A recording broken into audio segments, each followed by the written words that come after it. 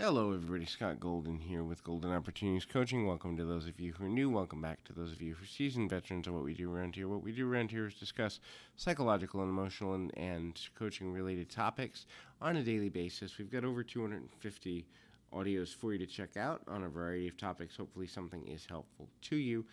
Today, we're going to talk about relationship avoidance and signs thereof. Relationship avoidance is the kind of seesaw battle internally for a person who is uncomfortable with social interaction. They don't want to get too close, perhaps due to previous trauma, perhaps due to different things, and they are struggling. And so if you're dealing with a person that is a relationship avoidant person, or you're a relationship avoidant person yourself or think you might be, this audio is designed to help you. If this is something you're dealing with, seek out a relationship coach, counselor, psychologist, or something, just so you don't have to suffer so much. Obviously, getting professional assistance can be scary, but there are ways to make relationships more palatable, even if you've been through a lot of trauma. So the first is when a person wants to spend time with you, or if you are the person that's wanting to spend time with a relationship avoidant person, they'll kind of duck and dodge you. They may even say, "You're suffocating me," or "I need my space," or you need too much. It becomes almost accusatory in nature because for them, they need a certain level of alone time. They need a certain level of distance. The time spent needs to be on their own terms. The time spent needs to be on terms that they can control and quantify. And it's often very uncomfortable because you're desiring, if you're the person who's dealing with the avoidant individual, you're desiring to draw closer. And if you're the avoidant individual, you're like, okay, this is either too good to be true, or they want too much from me, or we don't want the same things, and I'm starting to panic, and I'm starting to feel uncomfortable. And you're creating distance, not because you don't like them at all, which is often how they may interpret it, but in order to give yourself the breathing room to figure out how you can comfortably fit this person in your life. The next thing is abandonment issues. So a person who has a relationship attachment style that requires a lot of quality time or a good bit of quality time, consistency is important. You're going to feel abandoned by an avoidant partner. This is because you're going to think that there's something you did or said wrong, or that they aren't interested, or that they don't care, or any other number of negative consequences. In reality, this is not their intention.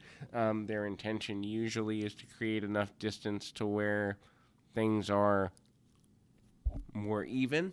But the reality also for them is that feeling of responsibility does create discomfort, and they're trying to create distance so that they're more comfortable. And a person who is avoidant often does have core abandonment issues. That is, somebody I needed, somebody I wanted, somebody that mattered to me left my life, or left me in an uncomfortable situation too soon. Or if it's a family dynamic, maybe even too many times. And so I don't trust that relationships are a good thing. That's an internal struggle. Many times, the level of time spent, the quality of time spent, and the frequency of time spent become a point of contention in avoidant relationship situations. This is because what an avoidant person needs might be seeing you once a month or once every couple of weeks. What you want is, something that leads towards living together. Those are very different situations.